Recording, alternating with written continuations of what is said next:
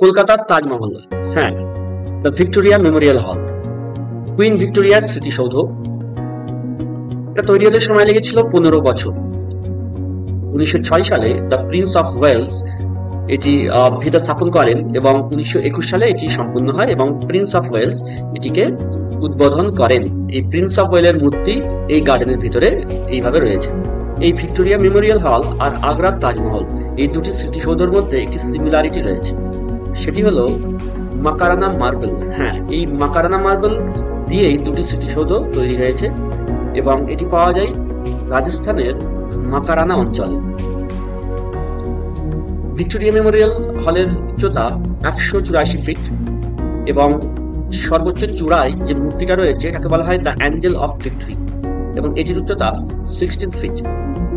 এই স্মৃতিসৌধটি যাকে বলা হয় কলকাতার তাজমহল, এটি 64 একর জমির উপর স্থিত এবং চতুর্দিকে রয়েছে ঘন সবুজ গার্ডেন। আর সবচেয়ে যেটা ইন্টারেস্টিং ফ্যাক্ট সেটা হলো দেশি বিদেশি মিলিয়ে সারা বছর এখানে প্রায় 5 মিলিয়ন বা 50 লক্ষ দর্শনার্থী আসে।